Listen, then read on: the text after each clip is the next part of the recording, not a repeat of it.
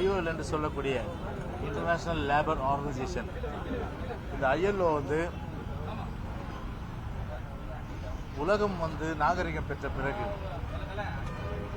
ஒரு முன்னேற்றம் அடைந்த பிறகு, பொதுவாகவே உழைக்கும் வர்க்கம் அவர்களுக்கு என்னென்ன சலுகைகள் வழங்கப்பட வேண்டும் என்பது குறித்து ஒரு அகில உலக தொழிலாளர் சம்மேளனம் முடிவு செய்து, அதன் அடிப்படையிலே இன்றைக்கு உலகம் முழுவதும் வாழுகின்ற தொழிலாளர்கள் ஒரு மகிழ்ச்சியாக வாழக்கூடிய அளவிற்கு 8 மணி நேரம் வேலை என்பதும், அவர்களுக்கு பல்வேறு சலுகைகள் அளிக்க வேண்டும் என்பதும் குறித்தும் ILO வகுத்தபடி இன்றைக்கு உலகம் முழுவதும் உள்ள தொழிலாளர்கள் தங்களுடைய அந்த சலுகைகளும் அதே போன்ற அந்த 8 மணி நேர அந்த ஊழியத்தையும் இன்றைக்கு அனுபவித்துக் கொண்டிருக்கிறார்கள். ஆனால் அதற்கு முன்பாக பார்த்தீங்கன்னா, பொதுவாக தொழிலாளர் வர்க்கம் ஒரு கொத்தடிமை போல அவர்கள் சமுதாயத்திலே ஒரு மிக மிக ஒடுக்கப்பட்டவர்களாக பாவிக்கப்பட்டு, அவர்களுக்கு குறிப்பிட்ட நேரம் வேலை கிடையாது, 8 மணி நேரம்ன்றது வேலை கிடையாது, 24 மணி நேரம் வேலை செய்யணும்.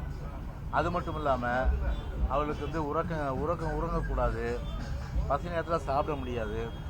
இப்படி முதலாளித்துவம், இந்த முதலாளி வர்க்கம் முழுமையான அளவுக்கு அந்த தொழிலாளர் வர்க்கத்தை சுரண்டி அதன் அடிப்படையில் உண்டு கொளுத்த முதலாளி வர்க்கம் அந்த தொழிலாளர் வர்க்கத்திற்கு எந்தவித சலுகை அளிக்காமல், எந்தவித நன்மை அளிக்காமல் ஒரு கொத்தடிமை போல இருந்ததையெல்லாம் மாற்றி ஒரு பெரும் புரட்சி சிகாகோ நகரில் வெடித்து, அதன் அடிப்படையில் தொழிலாளர் ரத்தம் சிந்தி பெற்ற தினம் என்று சொன்னால் இந்த மே தினம்தான் நான் நிச்சயமாக குறிப்பிட்டாக வேண்டும். அப்படிப்பட்ட ஒரு மே தினம் ஒரு தியாகத்தால் தொழிலாளர் வர்க்கத்தினுடைய தியாகத்தால் உருவான தினம். எனவே அப்படி ஒரு ரத்தம் சிந்தி தங்களுடைய வேர்வை சிந்தி உழைத்த அந்த பெற்ற மே தினம் அந்த தொழிலாளர்களுக்கு உயிர் தியாகம் செய்த அத்தனை பேருக்குமே எங்களுடைய அஞ்சலி நாங்கள் செலுத்துகின்றோம், இந்த வீர அஞ்சலி செலுத்துகின்றோம். அது மட்டும் இல்லாமல் இந்தியாவிலேயே முதலாக மே தினத்தை கொண்டாடியவர் ஐயா சிந்தனை சிற்பி சிங்காரவேலர் அவர்கள். அவர்தான் இந்தியாவிலேயே முதலாக சிந்தனை சிற்பி சிங்காரவேலர் ஐயா அவர்கள் மே தினத்தை கொண்டாடியவர். எனவே அப்படி ஒரு தொழிலாளர் வர்க்கத்துடைய உற்ற தோழனாக இருந்த ஐயா சிந்தனை சிற்பி சிங்காரவேலர் அவர்களுக்கும் எங்களுடைய வீர வணக்கத்தை இந்த நேரத்தில் நாங்கள் தெரிவித்துக் கொள்கின்றோம். பொதுவாகவே ஒரு தொழிலாளர் தோழர் என்று சொன்னால் நம்முடைய புரட்சி தலைவர் எம்ஜிஆரும், அதே போன்று இதே புரட்சி தலைவி அம்மா அவர்கள் தான்.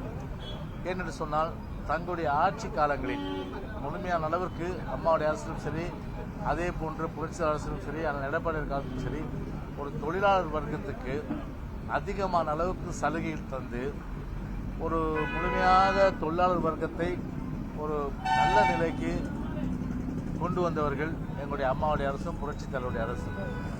அந்த வகையில் தொழிலாளருடைய உற்ற நண்பனாக திகழ்ந்து தொழிலாளர்களுக்கு எண்ணற்ற சலுகைகள் அளித்த நிலையில், ஆனால் இன்றைய தினம் ஒரு தொழிலாளர் விரோத போக்கு ஆளும் இந்த விடியாத திமுக அரசு கடைபிடிக்கின்றது. உதாரணத்துக்கு சொல்ல வேண்டும் என்று சொன்னால், தேர்தல் காலத்திலே தொழிலாளர் வர்க்கத்திற்காக ஏகப்பட்ட அளவிற்கு வாக்குறுதிகள் அளித்தாங்க. வாக்குறுதி அளித்தவர்கள் எதையாவது நிறைவேற்றினாங்களா என்றால் இல்லை. இன்றைக்கு கூட நம்முடைய போக்குவரத்து தொழிலாளர்கள் ஓய்வு பெற்றும் அவர் அந்த ஓய்வு பெற்ற பலன்கள் அவர்களால் அனுபவிக்க முடியல, அந்த பலன் தொகையும் கொடுக்கல. அதே போன்று அவர்களுக்கு நிலுவைத் தொகையும் கொடுக்கல. இன்றைக்கு அவர்களெல்லாம் இந்த ஆட்சியில் ஒரு தட்டேந்தி பிச்சை கேட்டு போராட்டம் செய்கின்ற ஒரு நிலையில தான் இன்றைக்கு ஆளும் இந்த விடியாத அரசு தொழிலாளர்கள் தள்ளியிருக்கின்றது. அதுபோல தான் ஒவ்வொரு விஷயத்திலும் அந்த மின்சார வாரியத்திலும் சரி, அதே போன்று இன்றைக்கு உழைக்கின்ற அரசு ஊழியர்கள் அவர்களுக்கு தேர்தல் வாக்குறுதியாக பல்வேறு சலுகைகள் அளிப்போம் என்று சொல்லி அவர்களுக்கு எந்தவித சலுகைகள் அளிக்காமல் ஒட்டுமொத்தமாக தொழிலாளர் வர்க்கத்துக்கும் சரி, அரசு ஊழியர்களுக்கும் சரி, ஆசிரியர்களுக்கும் சரி ஒரு எதிரான ஒரு விரோத போக்கை கடைபிடிக்கின்ற ஒரு விடியாத அரசு என்று சொன்னால் இந்த ஆளும் விடியாத திமுக அரசு தான். எனவேதான் தொழிலாளர் தினத்தை கொண்டாடக்கூடிய ஒரே தகுதி படைத்த இயக்கம் அது அனைத்து இந்திய அண்ணா திராவிட முன்னேற்ற கழக இயக்கம் என்ற வகையிலே தான் இன்றைக்கு தொழிலாளருடைய அந்த புகழை போற்றுகின்ற வகையிலே இன்றைக்கு தொழிலாளர் தினம் இன்றைக்கு அனைத்து இந்திய அண்ணா திராவிட முன்னேற்ற கழக சார்பில் கடைபிடிக்கப்படுகின்றது. அதே போல நம்முடைய அருமை சகோதரர் தொழிலாளர் தினத்திலே பிறந்த சகோதரர் அன்பிற்குரிய பாசத்திற்குரிய சகோதரான நடிகர் அஜித் அவர்களுக்கு எங்களுடைய பிறந்தநாள் வாழ்த்துக்களை மகிழ்ச்சியோடு இந்த நேரத்தில் தெரிவித்துக் கொள்கின்றோம்.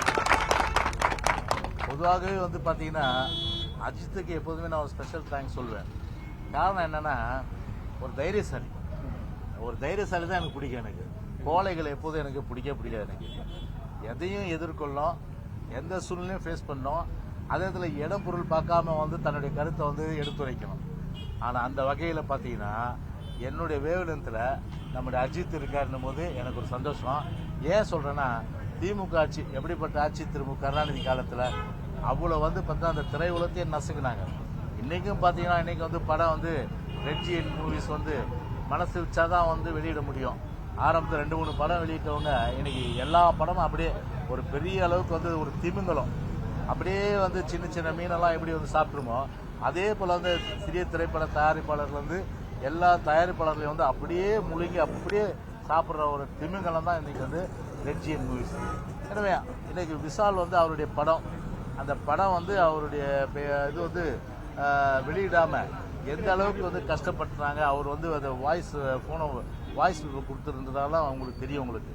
ஸோ அந்த அளவுக்கு வந்து ஒரு பெரிய ஒரு திமிங்கலமாக இருக்கின்ற ரெட்ஜிஎன் மூவிஸ் இன்றைக்கு பட தயாரிப்பெல்லாம் நசுக்கி யார் படம் எங்களை மீறி ரிலீஸ் பண்ணக்கூடாதுன்ற வகையில் இன்றைக்கு அவர்களுடைய கைப்பிடிக்கில் இருந்தால் தான், இல்லைன்னா படம் வராது அப்படின்ற ஒரு நிலை இருந்து ரெட்ஜிஎன் மூவிஸ் செய்கிற வேலையில் இப்போது அந்த காலத்தில் வந்து பார்த்திங்கன்னா திரு அஜித், அதாவது சகோதரர் அஜித் பொறுத்தவரையில் அன்னைக்கு வந்து திரு கருணாநிதி ஆட்சி காலத்தில் ஒரு பெரிய விழா, இது யாருக்கு எல்லாம் அதான் இது திரு கருணாநிதிக்கு பெருசாக அவர் வந்து இறந்துட்டு சொல்லக்கூடாது. என்னமோ வந்து கிறிஸ்டா மாதிரி பெரிய அளவுக்கு வந்து இதில் நாட்டில் வந்து அப்படியே பார்த்தீங்கன்னா எல்லா பொருளாதாரத்திலையும் சமூகத்திலையும் கல்வி அளவுலையும் உயர்த்திட்ட அந்த பாச தலைவனுக்கு ஒரு பாராட்டு விழாவாம். அந்த பாராட்டு விழாவுக்கு வந்து திரைப்படத்துறையினர் கம்பல்சரி அழைச்சிட்டாங்க. வரலன்னா அதோட அவ்வளோதான். உங்களுக்கு வந்து பார்த்து உங்கள் படம் வராது, உங்களுக்கு யாரும் கால் ஷீட் கொடுக்க மாட்டாங்க, கால் ஷீட் வந்து உங்கள் எந்த படத்தை நடிக்க மாட்டீங்க, அது மட்டும் இல்லாமல் உங்களுக்கு பல்வேறு விதமான தொந்தரவு கொடுக்க சொல்லி எல்லாம் பயந்து ஓடினாங்க. ஆனால் அஜித்தும் போனோன்னு போய் நேரடியாக வந்து போய் மேடையிலேயே நான் இங்கே வந்து அழைத்து வரப்படவில்லை, இழுத்து வரப்பட்ட அந்த அளவுக்கு எங்களை வந்து ஏன் இந்த மாதிரி கம்பல் பண்ணி எங்களை கூப்பிடணும், இஷ்டப்பட்டு வரணும் இல்லையா. ஆனால் ஒரு பெரிய அளவுக்கு வந்து வற்புறுத்தல் பண்ணி பயமுறுத்தி இந்த விழாவுக்கு வரணுன்ற அடிப்படையில் இந்த மேடையிலே அந்த கருத்தை சொன்ன அஜித் உண்மையிலே வந்து ஒரு மிகப்பெரிய ஒரு தைரியசாலி. அந்த தைரியத்தை போட்டுக்கின்ற வகையில தான் நான் வந்து அவருக்கு வந்து பிறந்தநாள் வாழ்த்து நான் சொன்னேன். அதனால் அவர் வந்து விடாமுயற்சி தெரியல, ஒரு படம் வருது, அந்த விடாமுயற்சியோடு வெற்றி பெறுவதற்கு என்னுடைய நல்வாழ்த்துக்களை இந்த நேரத்தில் மகிழ்ச்சியோடு தெரிவித்துக் கொள்கின்ற 2. அடுத்தது உங்க கேள்விப்பா. காவிரி உள்நாட்டு குழுவோட செயல்பாடு எப்படி பாக்குறீங்க? தமிழக அரசு அந்த கோரிக்கையை நிராகரித்து தள்ளி வச்சிருக்காங்க. தமிழக அரசு உச்சநீதிமன்றத்தில் நாடுன்னு சொல்லி அறிவிச்சிருக்காங்க. அமைச்சர் துரைமுருகன் அறிவிச்சிருக்காங்க. இல்லை, இப்போ காலம் தாழ்த்திய செயல், முன்னாடியே போயிருக்கணும். இப்போ நாங்கள் வந்து உரிய நேரத்தில் வந்து நம்முடைய உரிமை வந்து மத்திய அரசும் சரி கர்நாடக அரசு மறுக்கப்படும் போது நாங்கள் உச்ச நீதிமன்றத்தை உரிய நேரத்தில் போகிறோம். உதாரணத்துக்கு மத்திய அரசு மீது வந்து ஒரு நீதிமன்ற அவமதிப்பு வழக்கே போட்டோம். ஆனால் இவங்களுக்கு அந்த தைரியம் துணிச்சல் உண்டா? நீதிமன்ற அவமதிப்பு வழக்கு போடுறதுக்கே போட மாட்டாங்க, ஏன்னா பயம். ஆனால் நாங்கள் போட்டோம். இன்னைக்கு எடப்பாடி ஆட்சி காலத்தில் அந்த எடப்பாடி உத்தரவில் இன்னைக்கு வந்து போட்டு நம்முடைய உரிமையை நம்ம பெற்றோம். இப்போது அங்கே கோடைக்காலம் ஆயிடுச்சு, குடிக்க தண்ணி இல்லை, வேற வீரன் பாட்டில் கிடைக்குது, அப்புறம் கோதுமை பீர் கிடைக்குது. இது 2மே சர்வசாதாரணமாக கிடைக்குது. வீரன் பாட்டில் தெரியுமா? சாப்பிட்றவங்களுக்கு தெரியும் நினைக்கிறேன். புதுசாக ஒரு டாஸ்மாகில் வந்து ஒரு பாட்டில் பேர் வச்சுருக்காரு, அதுக்கு வீரன் சொல்லிட்டு குடிச்சா வீரம் வரும் போல இருக்கு அப்படிதான் அவங்க சொல்றது. ஏன்னா டாஸ்மாக் வியாபாரம் ஆகணும்ல, நல்லா அந்த யாருடைய கண்டுபிடிப்புன்னு தெரியல, ஸ்டாலின் கண்டுபிடிப்பான், முத்துசாமி கண்டுபிடிப்பான்னு தெரியல, அது ஒரு பக்கம் இருக்கட்டும். அது நான் சொல்ல வருது என்னன்னா, கோதுமை பீரும் வெயிலா அடையாம நீலாம் உனக்கு குடிக்க தண்ணி இல்லைன்னா பரவாயில்ல, கோதுமை பீர் சாப்பிடு, அது ஒரு நியூ இன்ட்ரடக்ஷன். இந்த கோதுமை பீரும் வீரன்ல காட்டுற அக்கறை. ஒரு குடி தண்ணீர் இன்னைக்கு வந்து குடத்தை தூக்கிட்டு சென்னையில் இன்னைக்கு குடி தண்ணீர் பிரச்சனை, புழல் ஏரி வறண்டு போச்சு, மேட்டூர் ஏரி வறண்டு போச்சு. இதுக்கு என்ன தண்ணியை நம்ம கொண்டு வரதுக்கு என்ன நம்ம செய்யணும்? வீராண திட்டம், புதிய வீராண திட்டம் அம்மா அன்னைக்கு கொண்டு வந்ததுனால தானே அன்னைக்கு வந்து இப்போ சென்னையிலே வந்து பிரச்சனை வந்து குடிநீர் பிரச்சனை இருந்தது. ஸோ அந்த அளவுக்கு வந்து பெரிய அளவுக்கு இப்போ சென்னை சுற்றி இருக்க ஏரிலாம் கூட ஒரு தூர்வாரி அது புதிய அளவுக்கு வந்து ஒரு ஏரிலாம் உருவாக்கினாங்க அம்மா. அந்த அடிப்படையில் பிரச்சனை இருக்குது. ஆனால் அது போன்ற ஒரு முற்போக்கான திட்டங்கள் எதுவுமே இந்த ஆட்சியில் எதுவுமே கிடையாது. ஒரு பக்கம் இப்போ தண்ணீர் விவசாயிக்கு ஒரு பக்கம் பாசனத்துக்கு தண்ணி கிடையாது, ஒரு பக்கம் குடி தண்ணீர் பிரச்சனை கிடையாது. ஆனால்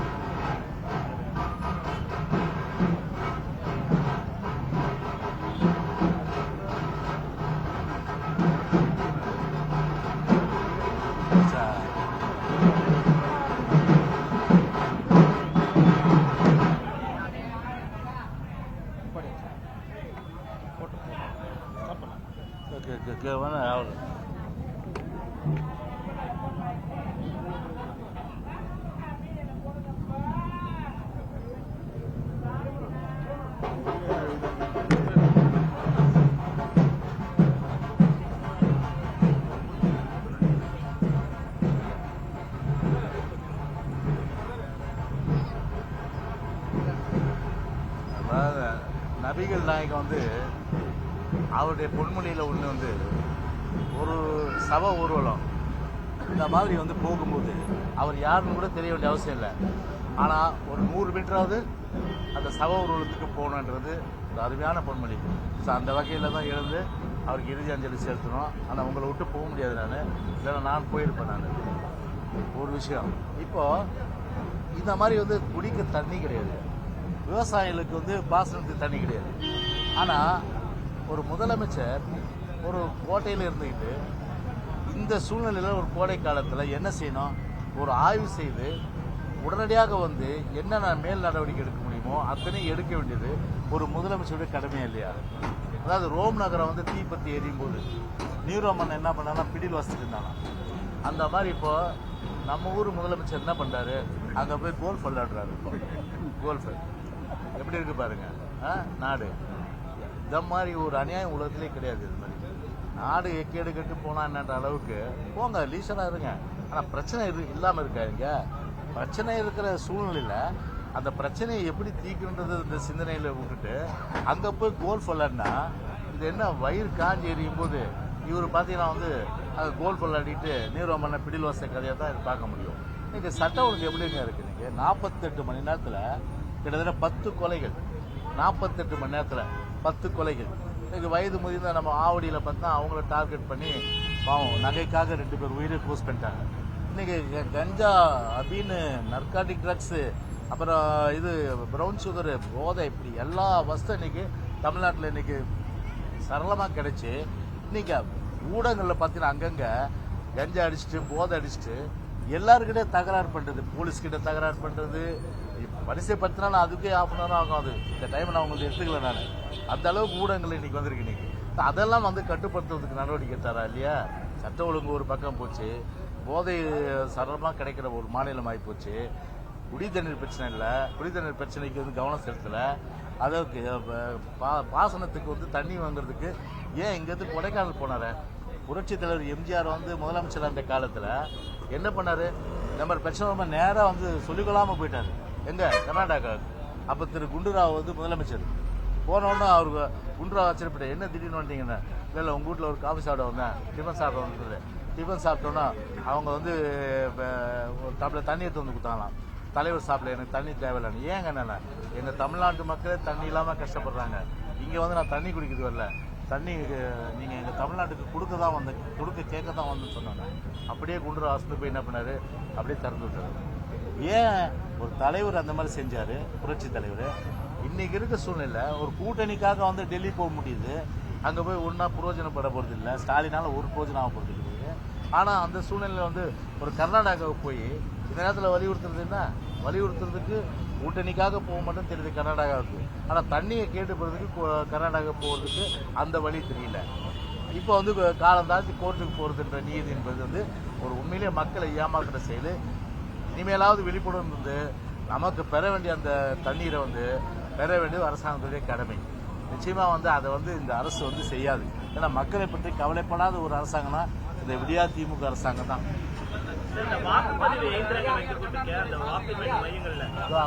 கார்த்தி என்னப்பா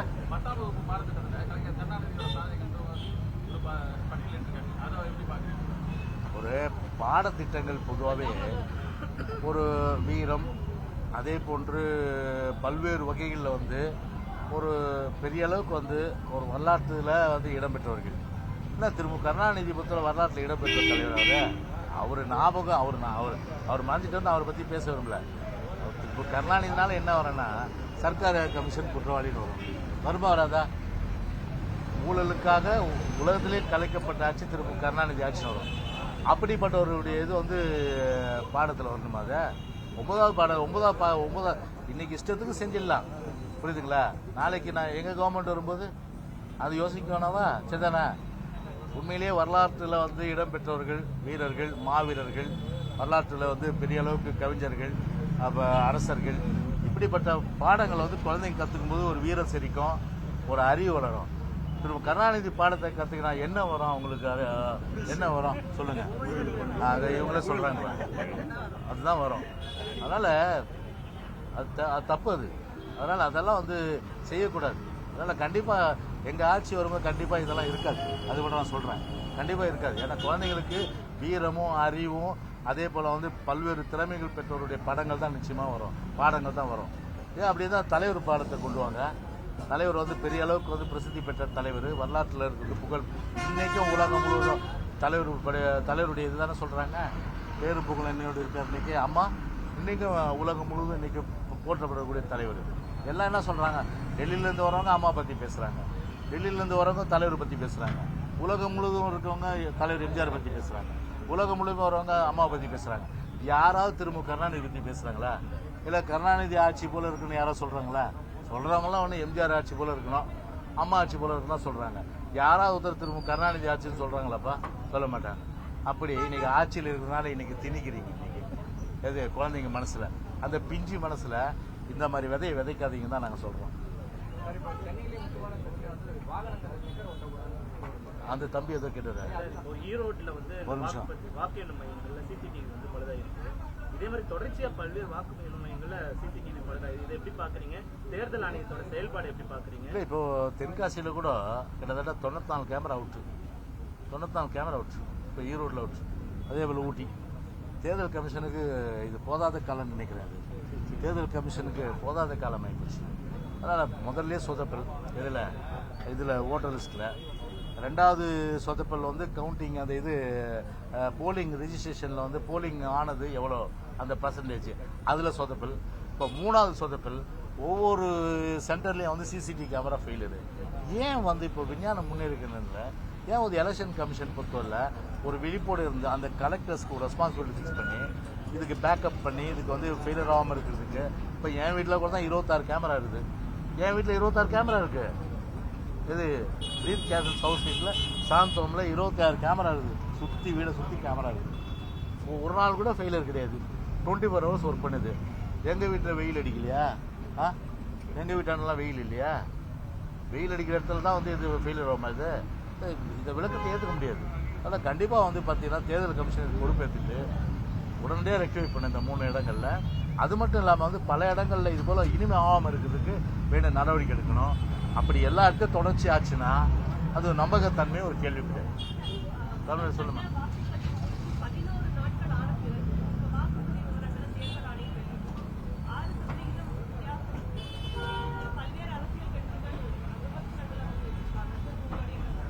அதுதான் சொல்றேன், சொதப்பல். இது எப்போதுமே இந்த மாதிரி ஆனது கிடையாது. எவ்வளோ எலெக்ஷனை வந்து இப்போ சந்திச்சிருக்கோம்.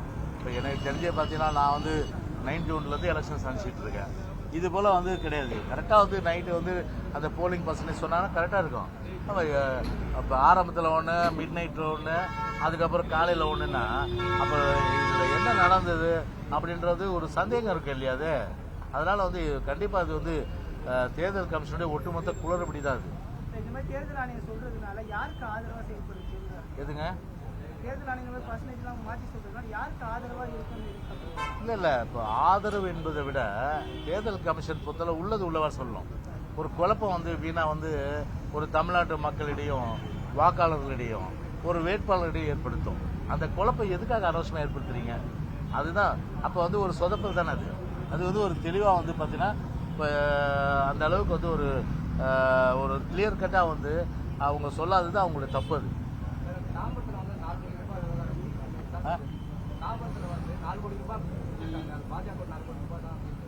இல்லை பாஜக பொறுத்தவரையில் அதாவது வந்து சொல்கிறது ஒன்று செய்கிறது ஒன்று. உத்தமர் காந்தி மாதிரி பேசுவாங்க, உத்தமர் காந்தி மாதிரி பேசுவாங்க. ஆனால் ஒட்டுமொத்தமாக பார்த்தீங்கன்னா 16,000 கோடி அவங்களுக்கு எப்படி வந்தது? எல்லாம் சும்மா கொடுத்துட்டு போனாங்களா? எல்லாம் ஆதாயம் கருதி தானே வந்து 16,000 கோடி கொடுத்துருப்பாங்க. அதை தேர்தல் பத்திரம் அவங்களுக்கு வந்து பெரிய பெரிய பணக்காரன் கொடுக்குறாங்க. நீங்கள் கேளுங்க, ஒரு கோடீஸ்வரர் ஒரு வீட்டில் ஆப்ரேஷன் நடக்கும், உங்களால் பணம் பற்ற முடியாது. ஒரு டொனேஷன் போய் கேளுங்க, ஒரு 10,000 கொண்டு கேளுங்க, எவ்வளோ பேர் கோடீஸ்வரன் தரமாட்டான் 10,000. அதே கோடீஸ்வரனுக்கு வந்து ஒரு கான்ட்ராக்ட் தரேன்னு சொல்லிட்டு நீங்கள் போய் சொல்லிட்டு அதுக்கு கேளுங்க, நீங்கள் அதுக்கு பார்த்தீங்கன்னா கிட்டத்தட்ட பார்த்தீங்கன்னா லட்சம் கொடுப்பாங்க. அப்போ 16,000 கோடி வந்து இந்த தேர்தல் பத்திரம் மூலம் கொடுத்துருக்காங்கன்னா அப்போ எந்த ஆதாயத்தோடு வந்து கொடுத்துருக்காங்க? திமுக கூட தான். திமுக கிட்டத்தட்ட 600 கோடி மேலே 600 கோடி தானே, 600 கோடி வாங்கியிருக்காங்க. 600 கோடி வாங்கியிருக்காங்கன்னா இது அதில் மார்ட்டின் வந்து பெரிய ஒரு பங்குன்றாங்க. அது மார்ட்டின் பொறுத்தவரை லாட்டரியில் இல்லை. அப்போ என்ன சந்தேகம் இருக்குது? இப்போ அப்போ இவங்களுடைய பணம் அவர்கிட்ட கொடுத்து இங்கேருந்து வந்ததா? இதெல்லாம் வந்து உண்மையிலேயே பார்த்தீங்கன்னா விசாரிக்கணும். விசாரிச்சு கண்டிப்பாக பார்த்தீங்கன்னா பெருமளவு பார்த்தீங்கன்னா ஒரு நடவடிக்கை கொடுத்தவங்க மேலே நடவடிக்கை எடுக்கணும், வாங்கினவங்க மேலே நடவடிக்கை எடுக்கணும். அதுதான் மக்களுடைய எதிர்பார்ப்பு. அதனால் இதில் வந்து பூசி மொழிவிட்டு அப்படியே வந்து இந்த விஷயத்தை விட்டுறக்கூடாது. யாரெல்லாம் தேர்தல் பத்திரம் வாங்கினாங்களோ அவங்க மேலே நடவடிக்கை, யார் கொடுத்தாங்களோ அவங்க மேலே நடவடிக்கை எடுக்கணும். இது வந்து பொதுமக்களுடைய எதிர்பார்ப்பை தான் இந்த நேரத்தை நான் சொல்கிறேன். இப்போ உதாரணத்துக்கு பார்த்தீங்கன்னா ஊழலுடைய ஒரு உச்சகட்டம் இப்போ சென்னை மாநகராட்சி, அது பாருங்கன்னா ஒரு இன்டீரியர் ரோட்ஸ் ஒரு சாலை, இது பார்த்தீங்கன்னா இப்போ சிமெண்ட் சாலை, இது நம்ம உட்கார்ந்தது சிமெண்ட் காங்கிரீட் சாலை. அதே வந்து பிரதான சாலை பார்த்தீங்கன்னா அது தார் சாலை. இந்த பிரதான சாலையும் இந்த உட்புற சாலையும் போடுறதுக்கு சிங்கார சென்னை 2.0 சொல்லிட்டு ஒரு ஸ்கீமில் 500 கோடி ஒதுக்குறாங்க. 500 கோடி கிட்டத்தட்ட வந்து டெண்டர் வந்து அது வந்து கொடுத்துருக்காங்க. பொதுவாகவே வந்து ஒரு பெரிய ப்ராஜெக்ட்ன்றதுனால இந்த ஏஇஸு இஇஸு அதே போல் வந்து எஸ்சிஸு சூப்பரிண்டென்டென்ட் இன்ஜினியரு, எக்ஸிக்யூட்டிவ் இன்ஜினியரு, அப்புறம் அசிஸ்டன்ட் இன்ஜினியரு, அதுக்கப்புறம் சிஇ, இவங்க வந்து பல பணிகள் இருக்குது. அதனால் இதை போய் மானிட்டர் பண்ணால் கூட அதில் சில பேர் ஹேண்ட் இன் க்ளோவ் வித் யார் கான்ட்ராக்டோடு ஆகிடுவாங்க. என்ன பண்ணுவாங்க? தரமற்ற சாலை போடுவான். அதனால் இவங்க இப்போ ஏஐக்கு என்ன பண்ணுவான்? அவனுக்கு ஒரு பர்சன்டேஜ் 1% கொடுத்துருவான். அப்புறம் இ பேப்பர் வந்து ஓகே சரியாக போட்டிருக்கீங்க, அவருக்கு ஒரு பர்சன்டேஜ். அதுக்கப்புறம் எஸ்சி, அவருக்கு ஒரு பர்சன்டேஜ். அப்புறம் பார்த்தா கமிஷனர் வாங்குறாரா இல்லையா தெரியாது. அப்புறம் மேயருக்கு ஒரு %, அது போகுதுன்னு சொல்கிறாங்க. அதுவும் உண்மையாக இல்லையான்னு தெரியாது. ஆனால் ஒரு விஷயம் தெரிஞ்சுக்கிட்டீங்க, இதனால என்ன பண்ணுவாங்கன்னா அந்த ப்ராஜெக்ட் மானிட்டரிங் கன்சல்டன்ட் சொல்லுவாங்க, தட் இஸ் கால்ட் பிஎம்சி. அந்த ப்ராஜெக்ட் மானிட்டரிங் கன்சல்டன்ட் என்ன பண்ணோம்னா கிட்டத்தட்ட வந்து ஒரு இது கார்பரேஷன் நியமிக்கும். அதாவது இந்த மாதிரி நாங்கள் வந்து இன்டீரியர் ரோட்ஸு, அதே போல் மெயின் ரோட்ஸு, பிரதான சாலைகள்லாம் நாங்கள் வந்து காங்கிரீட் சாலை தார் ரோடை போடுறதுக்கு உங்களுக்கு கொடுத்துருக்கோம். இவங்களுக்கு இது வந்து நீங்கள் செக் பண்ணி எங்களுக்கு வந்து நீங்கள் சர்டிஃபை பண்ணுன்னு சொல்லுவாங்க. அதில் என்னென்ன பொதுவாக என்ன மிக்ஸ் போட்டிருக்காங்க அப்படி சொல்லி அந்த கியூப் அப்படியே போட்டு அதை நோண்டிடுவாங்க. அதுக்கப்புறம் பார்த்தா கோர் இது ஒன்று போடுவாங்க, அதில் வந்து நோண்டி எடுத்துகிட்டு செக் பண்ணுவாங்க. அதே பிறகு அந்த கான்ட்ராக்டர் என்ன அந்த பிஎம்சி என்ன பண்ணும், நீ எங்கே எவ்வளோ சிமெண்ட் வாங்கியிருக்க, ஏன்னா சிமெண்ட் வாங்கினா நான் இல்லைன்னு தெரியல, சாலை போடலன்னா அவன் சிமெண்ட் வாங்க வேண்டிய அவசியம் இல்லை, சாலை போட்டால் தானே சிமெண்ட் வாங்குவாங்க. அதனால் என்ன பண்ணுவாங்கன்னா தார் பிச்சு எவ்வளோ வாங்கியிருக்கீங்க நீங்கள், அந்த டீட்டெயில்ஸ்லாம் இன்வாய்ஸில் எடுத்து வாங்கணும். இதெல்லாம் பார்த்துட்டு அதன் பிறகு தான் இவங்க வந்து பிஎம்சி வந்து கார்பரேஷன் சர்டிஃபிகேட் கொடுப்பான். நாங்கள்லாம் நீங்கள் சொன்ன மாதிரி ஒரு 6 கேட்டகரியில் வெரிஃபை பண்ணோம். அந்த வெரிஃபை பண்ணதில் எல்லாமே வந்து சரி இருக்குது, இவங்க ரிலீஸ் பண்ணலாம்னு சொல்லி ரெக்கமெண்ட் பண்ணுவோம். அதே போல் வந்து பார்த்தீங்கன்னா வந்து 23வது, அதாவது 11வது மாதம் 11/4/2023 அப்போ தான் அந்த லேண்ட் டெக் பிரைவேட் லிமிடெட் கம்பெனிக்கு வந்து ப்ராஜெக்ட் மானிட்டர் கமிட்டிக்கு வந்து ஒரு ஆர்டர் தராங்க. ஆர்டர் தரது யாருன்னா கார்பரேஷன் தான். ஆர்டர் தரது கார்பரேஷன் தான். அந்த ஆர்டர் கார்பரேஷன் தந்துட்டு அதன் பிறகு என்ன பண்றான், இந்த வேலையை வந்து செக் பண்ணி கரெக்டான இது அந்த ஸ்டாண்டர்டா பண்ணியிருக்காங்களா கான்ட்ராக்டர் சொல்ல வேண்டியது யாரு, பிஎம்சி பண்ணோம். அது பிஎம்சி வந்து என்ன பண்றதுக்கு, பிஎம்சி பண்றதுக்கு பதிலாக அண்ணா யூனிவர்சிட்டியில சின்னராஜுன்னு ஒரு ப்ரொஃபசர், அந்த சின்னராஜுன்னு ஒரு ப்ரொஃபசர் பார்த்தீங்கன்னா அவர் அங்கே ஒர்க் பண்றாரு. ஆனா அவர் பேர்ல வந்து கையெழுத்து போட்டு அண்ணா யூனிவர்சிட்டி எலெக்ஷனோட ஒரு கடிதத்தை வந்து கார்பரேஷன் கொடுக்குறாங்க. அந்த கார்பரேஷன்ல அவர் என்ன எழுதியிருக்காருன்னா, இந்த மாதிரி வந்து ரோடெல்லாம் சப்ஸ்டாண்டர்ட் இல்லை, நல்லா இருக்கு, அதனால வந்து நீங்க வந்து ரிலீஸ் பண்ண, என்ன எழுதிருக்கா தெரியாது, அவர் வந்து லெட்டர் கொடுத்துருக்கா சொல்றாங்க. அப்படின்னா இந்த லேண்டு டெக் என்ன பண்றாங்க, பிஎம்சி கம்பெனிக்காரங்க அவங்க வந்து அண்ணா யூனிவர்சிட்டிக்கு எழுதி கேட்கறாங்க, இமெயில் மூலமா ரிஜிஸ்டர் போஸ்ட் மூலமா என்ன கேட்கறாங்கன்னா, நீங்க வந்து இந்த மாதிரி சின்னராஜ் கையெழுத்து போட்டீங்களா, அதே போல உங்க அண்ணா யூனிவர்சிட்டி லெட்டர் படி நீங்க யூஸ் பண்ணீங்களா. அவர் சொல்றாரு, நாங்க யூஸ் பண்ணவே கையெழுத்து போடல, நாங்க லெட்டர் படி யூஸ் பண்ணல. அப்ப வந்து அது ஃபேக் அண்ட் ஃபோர்ஜரியா இல்லையா? அது ஃபேக் அண்ட் ஃபோர்ஜரின்னு சொல்லிட்டு எங்களுடைய பேரை வந்து கெடுக்குதுன்னு சொல்லிட்டு அந்த லேண்ட் டெக் கம்பெனிக்காரங்களே டிஜிபிக்கும் director of vigilance anti corruption கொடுத்துருக்காங்க. கொடுத்து அதை நடவடிக்கை எடுக்கணும். ஆனா இது ஒரு நடவடிக்கை எடுக்கல. ஒண்ணு, இப்போ நாங்க இதை வந்து ஒரு 10 நாளைக்கு முன்னாடி இது பேசின பிறகு கார்பரேஷன்ல என்ன இப்போ கேள்விப்பட்டேன்னா, அவசரமா ஒரு குழு போட்டு, அந்த குழுல யாருன்னா அந்த மாதிரி அந்த ஏஇசி இந்த மாதிரிலாம் ஒரு 10 பேர் போட்டு அவங்க மூலமா இதை செக் பண்ணி வந்து ரிலீஸ் பண்றதா சொல்றாங்க. ஆனா இப்ப எங்க கேள்வி என்னன்னா, ப்ராஜெக்ட் மானிட்டரிங் கன்சல்டன்ட் போட்ட பிறகு தரத்தை பத்தி அவன் தான் சர்டிஃபிகேட் கொடுக்கணும். யாரு ஆர்டர் கொடுத்தது 23வது வருஷத்துல நீங்க தான் கொடுத்தீங்க. நீங்க வந்து கொடுத்த அந்த நீங்க போட்டுட்டு ஆர்டர் அவங்ககிட்ட ஆர்டர் நீங்க தான் செய்யணும் அந்த வேலைன்னு சொல்லிட்டு இப்ப அவங்களை விட்டுட்டு குழு போட வேண்டிய அவசியம் என்ன? ரெண்டாவது, இப்போ ஃபோர்ஜரியா வந்து அண்ணா யூனிவர்சிட்டியில பேர் இருக்க சின்னராஜ் என்ற பேரை யூஸ் பண்ணி அவர் கையெழுத்து யூஸ் பண்ணி அண்ணா யூனிவர்சிட்டியில இருக்க லெட்டர் படியும் கொடுத்து அதன் அடிப்படையில் வந்து பணம் வந்து எவ்வளவு ரிலீஸ் பண்ணாங்க, இது வந்து கார்பரேஷன் சொல்லும். அது கார்பரேஷன் சொல்லும். அது இது வந்து கார்பரேஷன் தயவுசெய்து நீங்க கேளுங்க, நீங்க எவ்வளவு நீங்க ரிலீஸ் பண்ணீங்க. அப்போ வந்து ஒரு அண்ணா யூனிவர்சிட்டியில வந்து சின்னராஜ் பேர்ல அவர் போடாத கையெழுத்தை போட்டு ஃபோர்ஜரி பண்ணவங்களுக்கு பணம் கொடுத்திருந்தா கண்டிப்பா கார்பரேஷன் வந்து இதுல முழு லைபிள், அவங்க தான் இதுக்கு பொறுப்பும் கூட. எனவே அதை தயவுசெய்து நிருபர் வந்து கார்பரேஷன்ல கேட்டு தெளிவு வருங்க. எங்களுடைய வேண்டுகோளை தான், எங்களுடைய வேண்டுகோள் என்னன்னா, அது தரமற்ற சாலை. எனவே அதுக்கு அவசரமா இன்னைக்கு பாத்தீங்கன்னா, இன்னைக்கு வந்து ஒரு அண்ணா யூனிவர்சிட்டியில ஃபோர்ஜரிக்கு கான்ட்ராக்டருக்கு வந்து கார்பரேஷன் உடனடியாக இருந்துட்டாங்க, இவங்களை கன்சல்டன்ட்டை தள்ளி வச்சுட்டு. அப்படி இருந்தா மிகப்பெரிய அளவுக்கு வந்து ஒரு ஊழல் வந்து நடந்திருப்பதா இன்னைக்கு பொதுமக்களுடைய சந்தேகத்துக்கு அளவு. இதை வந்து முழுமையான அளவுக்கு தெளிவுபடுத்த வேண்டியது சென்னை மாநகராட்சியுடைய பொறுப்பு. நடிகர் விஜய் போன்ற நடிகர் அஜித் அரசியலுக்கு வர விரும்புறீங்களா? என்னங்க, நடிகர் விஜய் போன்ற நடிகர் அஜித் அரசியலுக்கு வர விரும்புறீங்களா? ஏராளமான ரசிகர் வச்சிருக்காரு, முதல்ல இந்த வாக்கு செலுத்துறாரு, பொறுப்பான குடிமகனா இருக்காரு. கண்டிப்பா நல்லது செய்யறதுக்கு ஒரு ப்ராட் வியூல ஒரு களம் பார்த்தா அரசியல் தான். அரசியலுக்கு வர வேண்டும் என்பது எல்லோருடைய விருப்பம். கண்டிப்பா வந்தா நிச்சயமா வந்து வரவேற்போம். ஓகே.